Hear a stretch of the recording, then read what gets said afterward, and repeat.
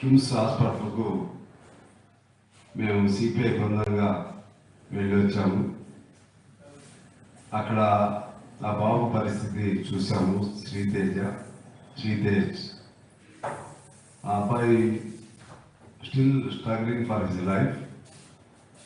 అతను జస్ట్ ఈ recovered from coma and now he is under semi conscious.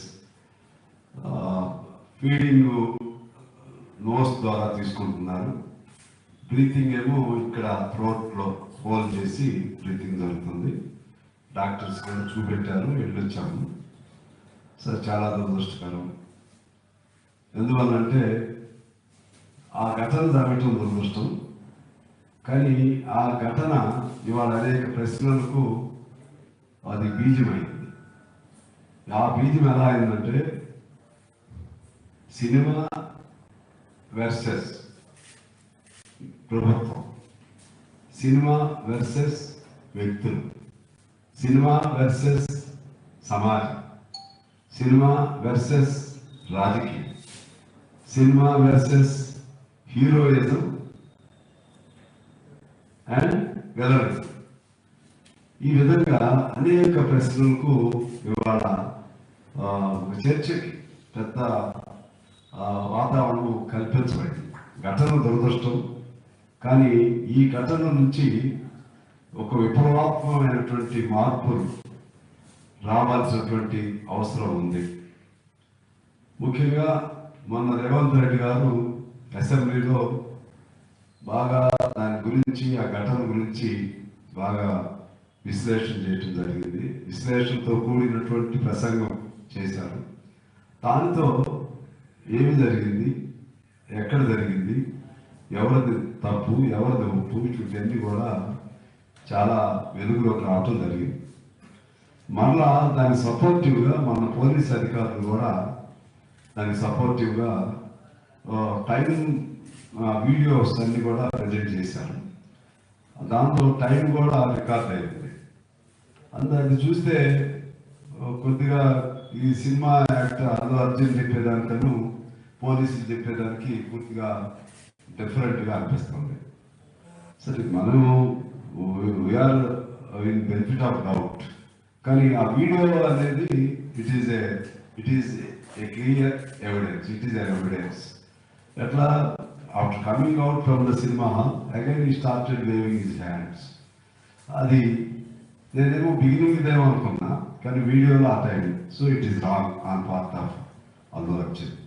అది జరగకుండా ఉండాల్సింది. సో ఆ విధంగా ఒక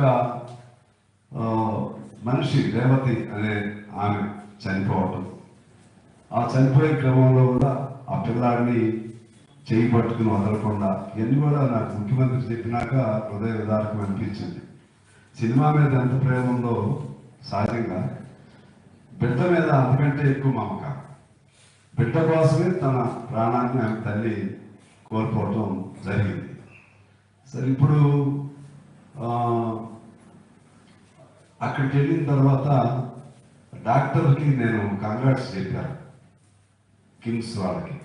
వాళ్ళు చెప్పింది ఏంటంటే, so firstly this appreciation, this credit must go to the police people who did this CPR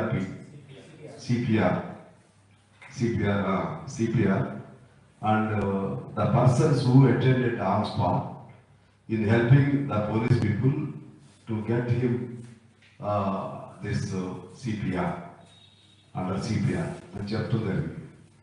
అంటే అది లేకపోతే అసలు అప్పుడే పోయేది ఆ అబ్బాయి ప్రాణం కూడా. ఆ తర్వాత నెక్స్ట్ పార్ట్ వీళ్ళు. ఇప్పుడు ఇవాళ ఒక అవసరం వచ్చింది ముందుకి. సిపిఆర్ అనేది ఇది it must be made as a compulsion, as part of curriculum. At least it must start from 8th class to 9th class like that.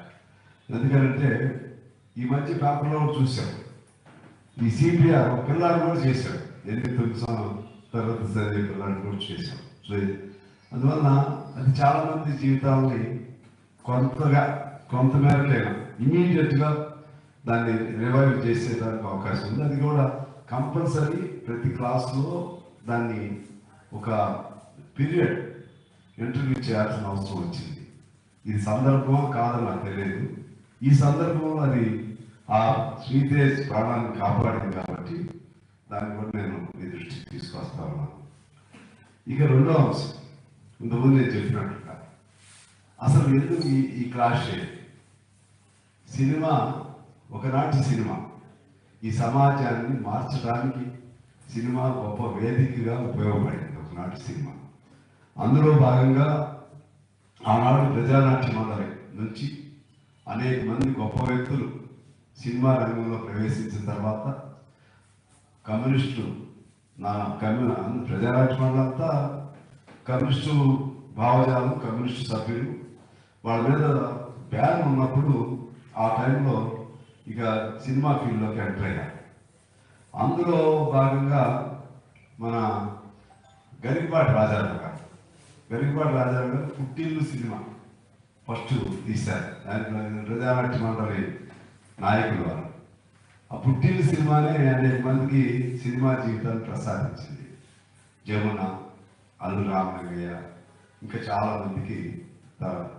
ఆ విధంగానే ఆ ప్రాసెస్లోనే దుక్కిపాటి మాస్వరరావు, ప్రత్యేగాత్మ, మిక్కిలినేని, తమ్మారెడ్డి, కృష్ణమూర్తి గారు, ఇంకా చాలామంది, ఇక గుమ్మడి గారు, ఈవెన్ మన అల్లు రామలింగయ్య గారు, అల్లు అరవింద్ కూడా కమ్యూనిస్ట్ సానుభూతి. ఎందుకంటే ఈ మధ్య కూడా సిఆర్ ఫౌండేషన్కి, చంద్రరాశ్ర ఫౌండేషన్కి వచ్చి కొద్దిగా మన ఎగ్జిబిషన్ ఫిల్మ్స్ ఎగ్జిబిట్ చేయడానికి పెద్దవాళ్ళకి ఆహ్లాదం ఉండేది, సహాయం చేశాడు.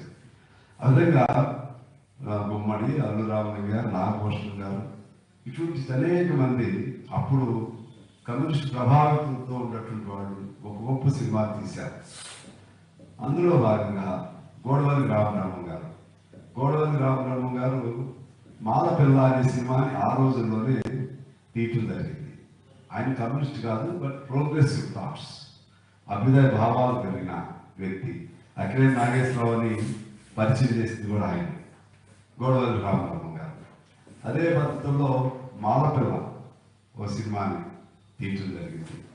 మాలపిల్ల ఆ రోజుల్లోనే రైతు బిడ్డ, రామారావు గారితో ఒకటి, ఆ రోజుల్లో రైతు బిడ్డ, ఆ రోజుల్లో కన్యాశోకం, ఆ రోజుల్లో కుల వ్యవస్థకి వ్యతిరేకంగా, ఆ రోజుల్లో దోపిడీకి వ్యతిరేకంగా, ఆ రోజుల్లో పేదవాడిని రాజు పేద అంటే పేదవాడిని హీరోగా పెట్టి, అంటే పేదవాడి పాత్రని హీరోయిజంగా చేస్తూ, అసలు ఒకటేంటి, ఏ సినిమాలైనా ఎంతో సామాజిక స్ఫూర్తితో నిర్మించబడేవి. ఇక్కడ నేను మీకు ఒక విషయం స్పష్టంగా చెప్పాలి. ఒకటేంటంటే, ఇక్కడ సమాజం అన్న తర్వాత హీరోయిజం ఉంటుంది, విలనిజం ఉంటుంది. అంటే మంచి ఉంటుంది, చెడు ఉంటుంది, రూపాలు మారవచ్చు. ఆ రోజుల్లో ఒక రకం విలనిజం ఉండవచ్చు, అంటే ఆ రోజుల్లో ఆ చెడు, ఈ రోజుల్లో ఆ చెడు రూపం మారవచ్చు. కానీ ఒక ఇటువంటి సందేశాత్మక సినిమా తీసేటప్పుడు, లేకపోతే సినిమా తీసేటప్పుడు మంచినే హీరోగా ప్రాజెక్ట్ చేయాలి. ఎందుకు అంటున్నానంటే, ఎప్పుడు ఈ కల్చర్ ఈ మధ్య వచ్చింది. మరి ఇన్నేళ్ల ఈ చరిత్రలో దాదాపు 100 ఏళ్ళ పైన సినిమా ఇండస్ట్రీ వచ్చింది కదా. ఈ 100 ఏళ్ల కాలంలో ఎప్పుడు మంచే హీరో, మంచి కోసం ఫైట్ చేసిన వాడే హీరో. ఆ సినిమాలో విలన్లు లేరా? నాగభూషణం విలన్ పాత్ర వేశాడు, రాఘగోపాలరావు విలన్ పాత్ర వేశాడు, కోట శ్రీనివాసరావు విలన్ పాత్ర వేశాడు, ఇంకా గిరిబాబు లాంటి వాడు, చాలా మంది, అనేక మంది విలన్ పాత్రదారులు కూడా ఉన్నారు. అక్కడ ఏమి చూపెట్టింది? మంచిలో చెడు కూడా అంతర్లీనంగా ఉంటుంది అనేది వాడు చూపెట్టినటువంటి అంశం. అక్కడ ఇప్పుడు ఏమవుతుంది? మంచి అనకపోయింది, మంచి అనకపోయి చెడే విలనిజమే హీరోయిజం అయిపోయింది. ఇది ఆశ్చర్యంగా ఉంది. Villainism heroism. ఉన్నాడు కథానాయకుడు, వరకట్నం, అన్ని మంచిగా ఆడిన సినిమాలు కదా. శంకరాభరణం, ఒక్కొక్క రంగం వారిగా, సాగర సంఘం, అది శాస్త్రీయ సంగీతం వాటి పాడతా. అలాగే పురాణ కాలాల్లో మాయాబాధ. అసలు ఏ సినిమా అంటే ఇది ఎట్లా తీస్తేనే సినిమా ఆడుతుందా? ఇది కల్చర్. ఇది ఎవరు తప్పు? ఇది నా పాయింట్. ఇది ఎవరు తప్పు? అల్లు అర్జున్దా, లేకపోతే ఈ మధ్య కేజీఎఫ్లు ఇంకేదేదో అండర్ గ్రౌండ్ డాన్లు, ఇటువంటి పిచ్చి పిచ్చి సినిమాలన్నీ అవి ఉండొచ్చు. జరిగేదాన్ని అంతర్వేదం చూపెట్టాలి తప్పితే ఇప్పుడు జనమందరూ దీన్ని చూసే ఫ్యాషనేట్ అవుతున్నారు, దీన్ని చూసే దొంగతనాలు చేస్తున్నారు, దీన్ని చూసే ఆత్మహత్యలు చేసుకుంటున్నారు. ఇది ఎటు నుంచి ఎటుపోతుంది? ఇప్పుడు ఈ సినిమాలు ఈ విధంగా ఇలా తయారైతే ప్రభుత్వం ఏం చేయాలి? సెన్సార్ బోర్డ్ ఏం చేస్తుంది? This is my point to be highlighted. Censor board is a total failure. Censor board is being influenced by the big producers. పెద్ద పెద్ద యాక్టర్స్. మా మాదాల రంగారావు గారు తీసిన సినిమాలన్నింటి సెన్సార్ పట్టే ఆ రోజుల్లో. దాన్ని ఎవరో చేయలేదు. ఎరసైని కానీ, యువతరం కలిగింది కానీ, ఇంకేవో చాలా చాలా సినిమాలు. ఈవెన్ ఇప్పుడు మన నారాయణమూర్తి సినిమాలు కూడా అంత ఈజీ బయటికి రావు, పెట్లో నుంచి బయటికి రావు. కానీ జనాలు మోసబాదు కోసేవాళ్ళకి మాత్రం వచ్చేస్తాయి.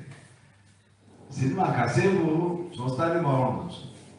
పోలీసుల్ని మన పోలీస్ అధికారి చెప్పాడు, సరే ఆయన చెప్పవచ్చో చెప్పకూడదు, అది వేరే అంశం. ఇప్పుడు ఎట్లా స్టైల్ ఎలా అయిందంటే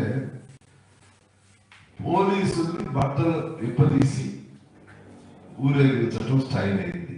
పోలీస్కి కొట్టుకుంటూ తీసుకెళ్ళటం ఒక స్టైల్ అయింది. ఆ మధ్య ఒక చిరంజీవి గారి సినిమా, చిరంజీవి కొడుకు సినిమా అనుకుంటే ఏదో సినిమా, పోలీసుల్ని అట్లా కొడతా ఉంటారు, ఇక ఆయన వచ్చి కాపాడతాడు.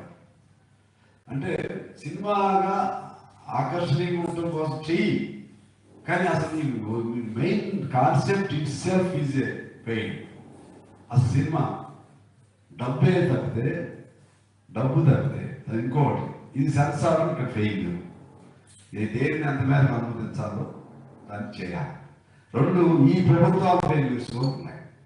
మొన్న ఎందుకు ఇవ్వాలండి ఈ సినిమాకి?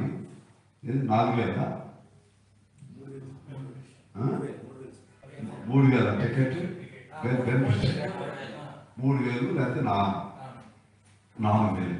సామాన్యుడు 3,000 అంటే అంత టికెట్ ధర వేస్తే అంత క్రేజ్ పెరిగింది. డబ్బులు వస్తాయి, జనం తొక్కిస్తున్నాడు, మళ్ళీ దొరకరాని దానిలో ప్రాణాలు కూడా కోల్పోవాలి. నేను అడుగుతున్నా, I put this question serious to the government. Is it the wrong or not on the part of government? ఎందుకు ఎట్లా ఎంకరేజ్ చేస్తారండి? సరే ఇప్పుడు మీరు ముందు అడగవచ్చు కదా అంటే, ఇప్పుడు ఇష్యూ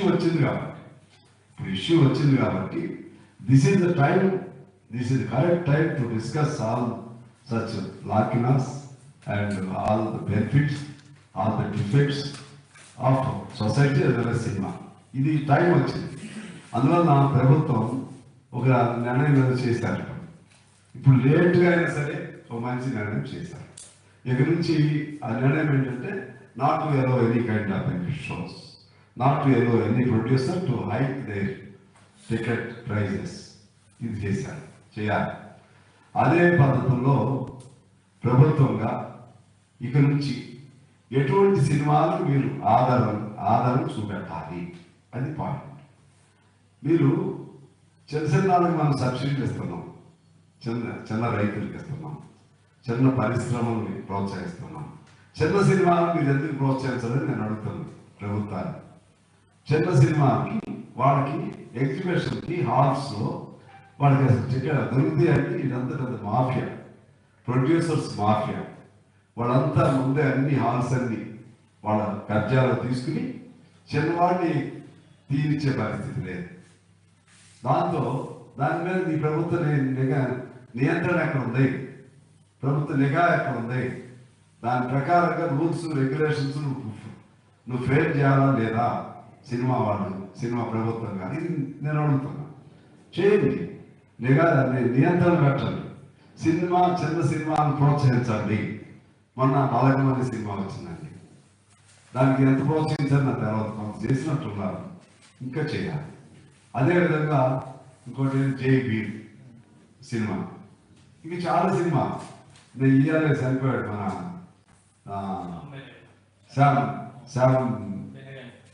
శ్యామ్ బెనగల్, కర్ణాటక. ఎన్ని గొప్ప గొప్ప అంకులు లాంటి గొప్ప గొప్ప సినిమాలు తీశాడు. అదేవిధంగా మన బి నరసింహరావు గారు ఇప్పుడు కూడా బ్రతుకున్నాడు. బి నరసింహరావు గారు మామూలు లాంటి సినిమా. అప్పట్లో రామారావు గారు ఉమ్మడి కుటుంబం, వరకట్టు, కుటుంబ సంబంధాలు, అటువంటి వాటికి అది ఇప్పుడు తీసే చిన్న వాటికి మీరు ప్రోత్సహిస్తున్నారా లేదా?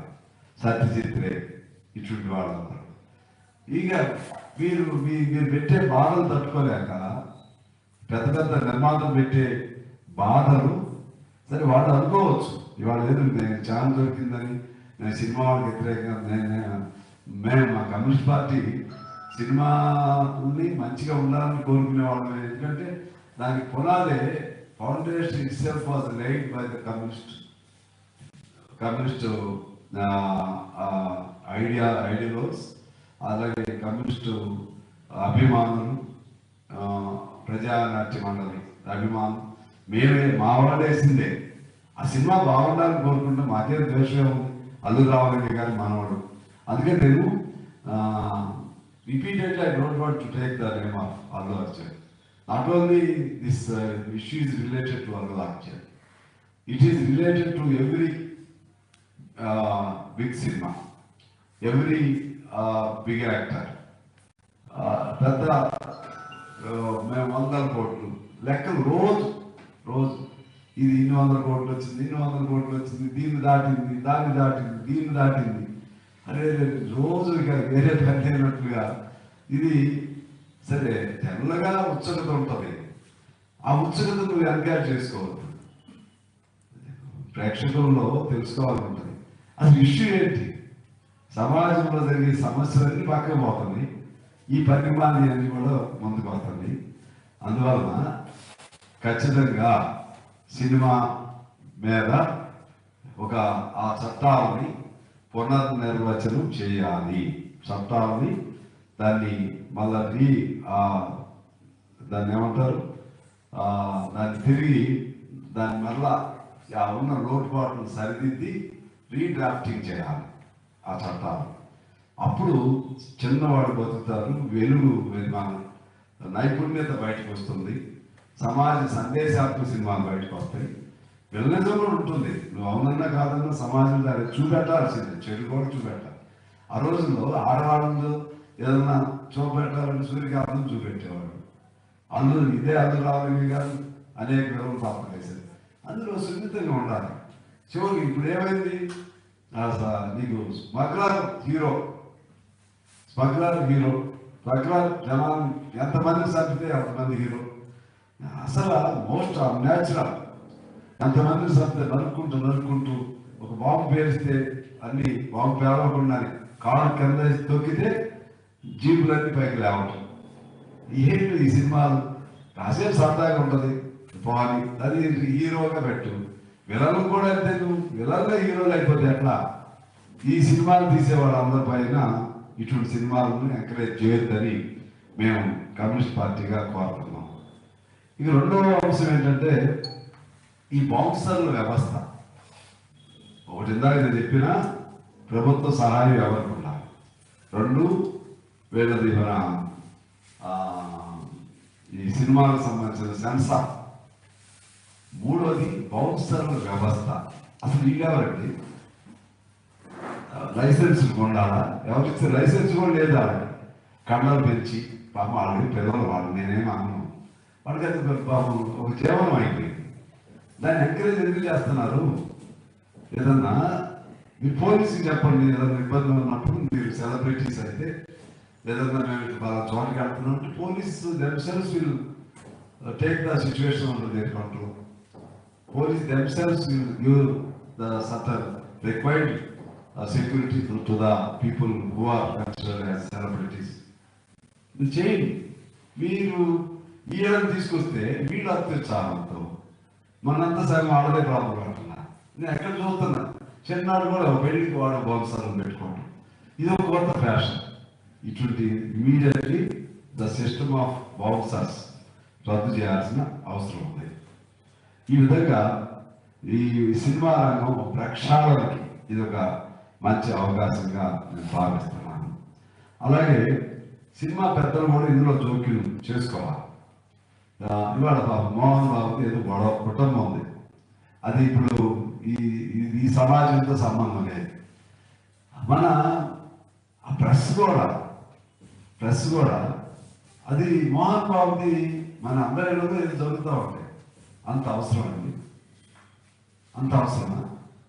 రోజుకి అదే ఇటు మోహన్ బాబు అటు అల్లు అర్జున్ లేదా ఇంకోడు ఈ వాదైనా రోజు ఇక లేవా? జనంలో టీవీ లేని వాళ్ళు ఉన్నారు, జీతభత్యాలు అందరి వాళ్ళు ఉన్నారు, అనేక ఉన్నాయి. అందుకని మైండ్ సెట్ మారాలి. మైండ్ సెట్ మారాలంటే చట్టాలు మారాలంటే ప్రభుత్వం ఉండేవాళ్ళు జాగ్రత్తగా ఉండాలి, సినిమాలు తీసే పెద్దవాళ్ళు జాగ్రత్తగా ఉండాలి. వాళ్ళని మనమే మార్చలేము, సినిమా వాళ్ళు చేయదలుచుకుని చేస్తూనే ఉంటారు. కానీ ప్రభుత్వం ఇచ్చే ప్రోత్సాహాన్ని బట్టి వాళ్ళని కూడా అధిగమించేటువంటి వాళ్ళు తయారవుతారు. అది ఈ సినిమా రంగానికి సంబంధించి నేను చెప్పదలసిన అంశం. ముఖ్యంగా సరే ఆ పిల్లాడికి సంబంధించి సరే ఏదో చెప్తున్నారు, నిజమో పట్టిందో మనకు తెలియదు. 10,000 25 లక్షల్లో అబ్బాయి తండ్రి చెప్పింది విన్నాను నేను.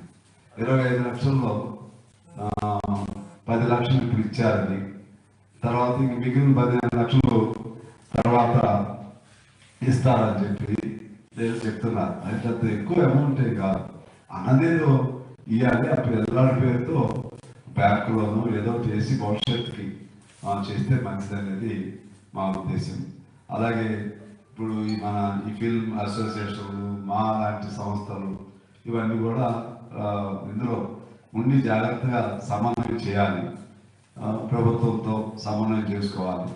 ప్రభుత్వం కూడా ఇప్పుడు ఇంతకుముందు ఏదో ప్రభుత్వం ఉద్దేశపూర్వకంగా అనిపించింది, కానీ ఇప్పుడు ఏంటి, అతను చనిపోయినప్పుడు కేసు అయితే పెట్టక తప్పదు కదా. లేడీ చనిపోయింది, రేవతి చనిపోయినప్పుడు ప్రభుత్వం వదిలేదు కదా, ఎవరి మీద కేసు పెట్టాలి? దానికి సంబంధం ఉన్నాడు అందరి మీద. మనం కారు ర్యాష్గా డ్రైవ్ చేస్తున్నాం, యాక్సిడెంట్ అయింది, చనిపోతారు, నాకు ఉద్దేశం లేదు, నా మీద కేసు అవుతుంది కదా. దాన్ని కొన్ని పార్టీలు దాన్ని రాజకీయం చేయటం, అది అక్కడ వచ్చింది ఈ ప్రాబ్లం. దాన్ని ఎందుకు రాజకీయం చేయాలి? చట్టాన్ని తన పని తాను చేసుకోనివ్వాలి, చట్టం ప్రకారం చట్ట చర్యలు తీసుకునేటువంటి అవసరం ఉండాలి అని నేను మీ అందరికీ మీ ద్వారా తెలియజేస్తూ, ఇవాళ వీటి మీద ఈ సినిమాలు, అభ్యుదయ సినిమాలు, అరాచక వర్సెస్ అరాచక సినిమాలు, ఇటువంటి అన్ని దాకా చెప్పిన అవన్నీ కూడా జాగ్రత్త తీసుకోవాల్సిన అవసరం ఉందని, అల్లు రామలింగయ్య గారి మీద మంచి గౌరవంతో, ఎందుకంటే ఆయన కమ్యూనిస్టు అభిమాని, కుటుంబం సభ్యులు కూడా, పార్టీ వాళ్ళు కూడా గౌరవంతోనే ఆయన అడుగుజాడల్లో నడవడానికి ఈ పిల్లలు ప్రయత్నం చేస్తే బాగుంటుందని నేను కోరుతూ, దాన్ని చెప్పినట్లుగా ఇప్పుడు అల్లూరి సీతారామరాజు సినిమా చారిత్రాత్మకం లేకపోతే సమకాలీనం, అటువంటి అవి నిజంగా ఎంత గొప్పగా జస్టిస్ చౌదరి, సాగర్ సంఘం, అలాగే ఇంతకుముందు అన్ని కూడా చెప్పారు, మన ఆదర్శ కుటుంబం, పోలీసు హీరోగా నిప్పులాంటి మనిషి, ఇవన్నీ తీయొచ్చు. చాలా కథలు ఉన్నాయి, ఏ కథలు లేనట్టుగా స్మగ్లర్లు, బంగారు దొంగలు, వజ్రాల దొంగలు, ఇవి తప్పితే ఈ వాళ్ళే హీరోలుగా ఇటువంటి పిచ్చి పనులు చేయొద్దని చెప్పి నేను సినిమా వాళ్ళకు కూడా నేను కోరుతా ఉన్నాను. ఇక శ్రీశ్రీ, దాశరథి, వీళ్ళందరూ ఎవరు? వీళ్ళందరూ కమ్యూనిస్ట్ పార్టీ భావజాలంతో శ్రీశ్రీ, దాశరథి, ఆ తర్వాత ఇంకా అనేక మంది ఆ రోజుల్లో కవులు, కళాకారులు, వీళ్ళందరూ కమ్యూనిస్ట్ పార్టీ. ఎప్పుడైతే కమ్యూనిస్ట్ పార్టీని మీరు చిన్నచూపు చూస్తున్నారో, కమ్యూనిస్ట్ భావాలని అణిచివేయాలని చూస్తున్నారో, ఇది సమాజానికి అటువంటి ప్రమాదం వస్తుంది. ఇది అల్టిమేట్గా నేను చెప్పదలసిన అంశం. ఇక పొలిటికల్గా వచ్చేసరికి రేపు 26 నాటికి 100 సంవత్సరాలు 99 సంవత్సరాలు దాటి భారత కమ్యూనిస్ట్ పార్టీ 100వ సంవత్సరంలోకి అడుగు పెడుతుంది. 100 ఏళ్ల క్రితం అంటే 99 ఏళ్ల క్రితం కాన్పూర్లో కమ్యూనిస్ట్ పార్టీ ఉద్భవించడం జరిగింది. మళ్ళా రేపు కూడా పుట్టినరోజు మళ్ళీ కాన్పూర్లోని 100వ సంవత్సరం పుట్టినరోజు వేడుకల్ని అక్కడ జరుగుతున్నారు. ముగింపు వేడుకల్ని మన తెలంగాణలోనేమో 30వ తారీఖున అంటే 26 అక్కడ జరుగుతుంది కాబట్టి 30న పార్టీ పుట్టుక దినాన్ని ఇక్కడ జరుపుతున్నాం. ముగింపు వేడుకలు దేశ స్థాయి జాతీయ స్థాయి ముగింపు వేడుకలు ఖమ్మంలో ఒక 2-3 లక్షల మంది. అది ఎప్పుడు రేపు డిసెంబర్ అంటే ఈ సంవత్సరం అంతా అయినా ముగింపు అక్కడ జరపాలని 2-3 లక్షల మందితో జరపాలని చెప్పి నిర్ణయం చేశాం. ఈ సంవత్సర కాలం ఒక ప్రజల సమస్యలు, ఇళ్ల స్థలాలు, భూములు, లేకపోతే అసంఘటిత రంగం, ఇలా అనేక అంశాల వారీగా ఇప్పుడు ఈ ఫార్మా కంపెనీలు వాటి దోపిడీ, ల్యాండ్ మాఫియాలు వాళ్ళ దోపిడీ, హాస్పిటల్స్ వాళ్ళ దోపిడీలు, విద్యా వ్యవస్థ వాళ్ళ దోపిడీ, ఇటువంటి అన్ని అంశాలు కూడా తీసుకుని మళ్ళా మేము ఈ సంవత్సర కాలం మా ఎజెండాగా తీసుకుని ఇంకా దీన్ని పునరుత్తేజం వైపు కమ్యూనిస్ట్ పార్టీని తీసుకుని వెళ్తాం. అంటే చాలామంది అనుకోవచ్చు మీకు సీట్లు లేవు అని. నేను చెప్తున్నాను మాకు సీట్లు లేకపోవచ్చు, కానీ మళ్ళా చెప్తున్నాను కొన్ని కోట్ల మంది కమ్యూనిస్ట్ అభిమానులు ఉన్నారు. ఇప్పుడు సపోజ్ రేపు నాకేమైనా అయిందనుకోండి మా ఒక తెలంగాణ రాష్ట్రంలో కొన్ని లక్షల మంది రోడ్డు మీద వస్తారు. ఎందుకంటే మాకు అందరూ అన్ని కార్మికులు మా వాళ్ళే కదా.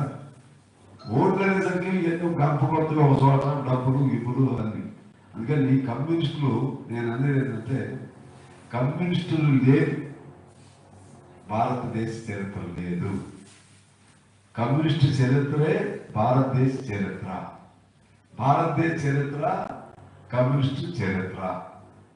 కమ్యూనిస్టుల్లో లేని భారతదేశ చరిత్ర అసంపూర్ణం. కమ్యూనిస్టులు లేని భారతదేశ చరిత్ర ఆనాడు కాదు ఈనాటికి కూడా. నేను అసెంబ్లీ ఉంది, అసెంబ్లీలో సరే అంశాల వారికి మాట్లాడినా పేదవాడి గొంతు వినిపించింది. నేను అనుకుంటున్నాను నేను అవకాశం వచ్చిన ప్రతి సందర్భంలో పేదవాడి గొంతు నేనే వినిపించాను. అతి తక్కువ జీతాలతో అవుట్ సోర్సింగ్ అసంఘటన దాదాపు 2 కోట్ల మంది 4 కోట్ల జనాభాలో 2 కోట్ల మంది సారి జీతాలతో పనిచేస్తున్నారని చెప్పాను. ప్రభుత్వం కొన్ని అంశాల్లో సపోర్ట్ చేస్తున్నప్పటికీ 1వ తారీఖు జీతాలు ఇవ్వట్లేదు. 1వ తారీఖున ఇస్తున్నామని వాళ్ళు చెప్పారు, రెగ్యులర్ జీతాలు ఇస్తున్నాం. కానీ వీళ్ళు ఉన్నారే చిన్నవాళ్ళు పంచాయతీలు మున్సిపాలిటీల్లో వీళ్ళకి ఇవ్వట్లేదు. 3 నెలలు 4 నెలలకు ఇవ్వట్లేదు. సరే మీరు తప్ప ఎవరు తప్ప నేను ఆ లోతుకి వెళ్ళడం అన్నీ జరిగిపోయింది. అందువల్ల ఇటువంటివన్నీ ప్రస్తావన చేసేది ఎవరంటే కమ్యూనిస్టులే. అందుకని కమ్యూనిస్టు పార్టీ పాత్ర ఉన్నారు. అదే తెలంగాణకు వచ్చేసరికి సాయుధ పోరాటం. ఇవాళ ఈ తెలంగాణ ఇప్పుడు ఈరోజు ఈ భూమి సమస్య, భూమి కోసం, భక్తి కోసం ఇప్పుడు జరిగేటువంటి వీటన్నిటికి నాంది పలికింది ఎవరు? నాంది ప్రస్తావ కమ్యూనిస్టులే. ఇవాళ కమ్యూనిస్ట్ పేర్లు వాళ్ళందరూ ఉపయోగించుకుంటూ మొన్న ఎవరో కామెంట్ చేసింది అంత కవితమ్మ, ఏదో 2 సీట్ల కోసం, ఎమ్మెల్సీ కోసం. ఎమ్మెల్సీలు, కార్పొరేషన్లు ఇవన్నీ ఇప్పుడు ఆన్ గోయింగ్ పాలిటిక్స్లో అది బాగా అవుతుందా? వాటి కోసం మేము బతికితే మేము తలుచుకుంటే మీరు ఎక్కడ ఉంటారు? మేము కానీ రాజకీయాలు మారిస్తే, రంగులు మారిస్తే మీరు ఎక్కడ ఉంటారు? పొత్తులు ఉన్నప్పుడు ఏదన్నా ఒకవేళ అవకాశం వస్తే తీసుకుంటాం, లేకపోతే చచ్చిపోము. కమ్యూనిస్ట్ పార్టీ 100 ఏళ్ళు ఎలా బతుకుంది? మరి మీ పార్టీలు ఎక్కడ బతుకుంది? ఏ పార్టీ ఉంది చెప్పండి? 100 ఏళ్ళు ఈ దేశంలో ఏ పార్టీ ఉంది? అదే 100 ఏళ్ళు మేమే ఉన్నాం, కమ్యూనిస్టులే ఉన్నాం. ఎందుకు ఉన్నాం? మాకు ప్రజలు ముఖ్యం, సిద్ధాంతం ముఖ్యం. ఆ క్రమంలో ఇప్పుడు ఒక ఎమ్మెల్యే సీట్ తీసుకున్నాం ఓటింగ్. ఎందుకు తీసుకుని దేనికి ఉపయోగిస్తున్నాం ఎమ్మెల్యే సీట్? నాకేమి నేను అధికార పార్టీలో ఉంటే అధికార పార్టీలో ఉంటే ఇప్పుడు ఎవరికంటే నేను మేము తక్కువ ఉంటాం చెప్పండి. మా సుధాకర్ రెడ్డి గారు లేదా పెద్ద పెద్ద వాళ్ళు ఉన్నా ఎవరికంటే తక్కువ. మంత్రులు, ముఖ్యమంత్రులు, ప్రధానమంత్రి అవగానే శక్తివంతులు ఉన్నారు. మా స్థాయిలో నేను ఎవరికంటే తక్కువ కాదు నేను అనుకుంటున్నాను. మీరు అసెంబ్లీ చూసినా ఇంకోటి ఏ సబ్జెక్ట్ అయినా సరే, ఏ సబ్జెక్ట్ మీద అయినా నిజాయితీ మాట్లాడేవాడిని నేను. నాకేమి రాజకీయంగా ఇప్స్ బట్స్ లేవు. అందువల్ల ఎవరు తక్కువ కాదు. మాకేదో పదవి కోసం ఆ పదవి అంటే మేము మీతో పొత్తుంటే మేము మంచాము, లేకపోతే ఇప్పుడు బీఆర్ఎస్తో పొత్తుంటే మంచాము, ఇప్పుడు కాంగ్రెస్తో పొత్తుంటే వీళ్ళకి మంచివాళ్ళం, మళ్ళీ రేపు ఏదన్నా మేము డిఫర్ అయితే ఏళ్ళకి మంచాడు. ఇవన్నీ మీ మంచిలు చెడులు మాకు అవసరం లేదు, మీ సర్టిఫికెట్లు మాకు అవసరంలా. మీరేం చేయాలంటే మేము చేయడానికి మేము సిద్ధంగా లేవు. మేమేం చేయాలో మాకు తెలుసు. మేము అలా అయితే ఇంకా ఈ దేశ పరిస్థితులు అనుగుణంగా పూర్తిగా మార్చుకోలేక అది మా వైఫల్యం. కమ్యూనిస్ట్ ఉద్యమంలో చీలిక జరిగింది, అది మా వైఫల్యం. కానీ సిద్ధాంత బలం, అదేవిధంగా అంకిత భావం ఇప్పుడు కూడా ఉండబట్టి పార్టీ 100 ఏళ్ళు ఉంది. ఈ 2 అంశాలు చెప్పి మీతో నేను సెలవు తీసుకుంటున్నా. మీకు ఎక్కువ